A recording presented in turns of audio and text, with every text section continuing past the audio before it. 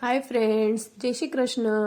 आ उत्तरायण पर આપણે બનાવીશું એકદમ સુપર સોફ્ટ મોંમાં મૂકતા જ ઓગળી જાય તેવા તલના લાડુ। તેના માટે આપણે 2 વાટકી તલ લીધા છે, 2 થી 3 ચમચી જેટલી દાળિયાની દાળ લીધી છે, 1 વાટકો ગોળ લીધો છે અને 2 થી 3 ચમચી ઘી લીધું છે। હવે આપણે એક પેન લઈ લેશું, તેમાં આપણે જે દાળિયાની દાળ લીધી છે તેને રોસ્ટ કરી લેવાની છે। દાળિયાની દાળનો ભેજ ઉડે ત્યાં સુધી આપણે તેને રોસ્ટ કરીશું। જો દાળિયાની દાળ સરસ રોસ્ટ થઈ ગઈ છે, હવે આપણે તે જ પેનમાં 2 વાટકી જેટલા તલ એડ કરી દેવાના છે। તલને પણ આપણે રોસ્ટ કરી લેવાના છે। આપણે મીડિયમ ફ્લેમ ઉપર તલને સરસ શેકવાના છે। જો તમે આવી રીતે હલાવતા રહેવાનું છે અને મીડિયમ જ ફ્લેમ રાખવાની છે, જેથી કરીને નીચે કોઈ તલ બળે નહીં। હલાવતા રહેવાનું છે અને સરસ ફૂલીને દડા જેવા થાય અને ચટકવા માંડે ત્યાં સુધી આપણે તેને રોસ્ટ કરીશું।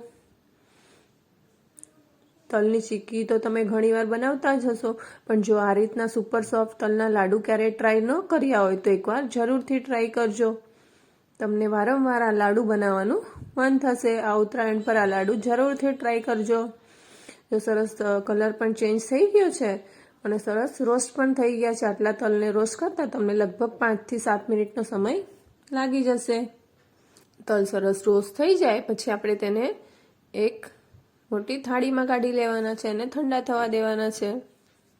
તો તલ સરસ રોસ્ટ થઈ ગયા છે, હવે આપણે તેને થાળીમાં કાઢી લેશું અને ઠંડા થવા દેશું। ઠંડા થઈ જાય પછી આપણે એક મિક્સર ગ્રાઇન્ડરમાં તેને લઈ લેવાના છે અને અધકચરા ક્રશ કરી લેવાના છે। આપણે તેનો એકદમ ભૂકો નથી કરવાનો, આપણે તેને અધકચરા ક્રશ કરીશું। જો તમે જોઈ શકો છો કે આ રીતના તલ ક્રશ કરી લેવાના છે। હવે તે જ પેનમાં આપણે 2 ચમચી જેટલું ઘી એડ કરીશું અને 1 વાટકી જેટલો ગોળ એડ કરી લેવાનો છે। ગોળનું પ્રમાણ તમે તમારી રીતે ઓછું કે વધારે પણ કરી શકો છો। ગોળ સરસ મેલ્ટ થાય ત્યાં સુધી આપણે તેને થવા દેશું।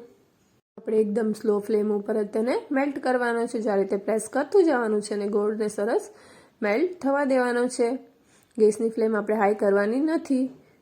જો તમે જોઈ શકો છો કે ગોળ સરસ મેલ્ટ થવા માંડ્યો છે, ઘી અને ગોળ બંને મિક્સ થઈ ગયા છે અને સેજ એવા બબલ્સ આવે ત્યાં સુધી આપણે તેને થવા દઈશું। આપણે તેને ગોળનો કોઈ પાયો તૈયાર કરવાનો નથી। જો આપણે ગોળનો પાયો તૈયાર કરી લઈએ તો આપણા લાડુ હાર્ડ થઈ જતા હોય છે। જો સરસ એકદમ ફ્લફી પણ થવા માંડ્યો છે, બંને મિશ્રણ મિક્સ થઈ ગયું છે ઘી અને ગોળનું। હવે આપણે તેમાં જે ક્રશ કરેલા તલ લીધા હતા તે બધા જ તલ તેમાં એડ કરી દેવાના છે અને સરસ રીતે મિક્સ કરી લેવાનું છે। જો આ સમયે કદાચ તમને એમ લાગે કે ગોળનો પાયો સેજ થઈ ગયો છે તો તમે 1 ચમચી જેટલું પાણી પણ એડ કરી શકો છો, જેથી કરીને તમારા લાડુ એકદમ સોફ્ટ બનશે। જો સરસ મિશ્રણ મિક્સ થઈ ગયું છે પછી આપણે તેને એક થાળીમાં કાઢી લેવાનું છે અને થોડું ઠંડુ થવા દેવાનું છે। જો સરસ મિક્સ થઈ જાય એટલે આપણે તેને હવે થાળીમાં કાઢી લેશું અને થોડું ઠંડુ થવા દેશું। પછી જે દાળિયાની દાળ આપણે રોસ્ટ કરી હતી તે પણ તેમાં એડ કરી દેવાનું છે અને બધું જ સરસ રીતે મિક્સ કરી લેવાનું છે। જો મિશ્રણ થોડું ઠંડુ થઈ ગયું છે, આપણે હાથ લગાવે એટલું એટલે મિક્સ કરીને પછી આપણે તેના લાડુ બનાવી લેવાના છે। જો મિશ્રણ ઠંડુ થઈ જશે તો તમારો લાડુ વળશે નહીં। જો સરસ મજાના એકદમ સુપર સોફ્ટ તલના લાડુ તૈયાર છે। આ ઉત્તરાયણ પર આ તલના લાડુ જરૂરથી ટ્રાય કરજો। જો તમને રેસીપી ગમી હોય તો લાઈક કરી દેજો અને હજી સુધી ચેનલને સબસ્ક્રાઈબ ન કરી હોય તો સબસ્ક્રાઈબ પણ કરી દેજો અને બાજુમાં આપેલા ઘંટીના બટનને પ્રેસ કરી દેજો, જેથી કરીને નવી રેસીપીના નોટિફિકેશન તમને મળતા રહે। જો તમને રેસીપી ગમી હોય તો તમારા ફ્રેન્ડ્સ અને ફેમિલીમાં તેને શેર પણ કરજો અને આ લાડુ એકવાર જરૂરથી ટ્રાય કરજો। નાના મોટા બધાને બહુ જ ભાવશે અને એકદમ સુપર સોફ્ટ બને। Thanks for watching.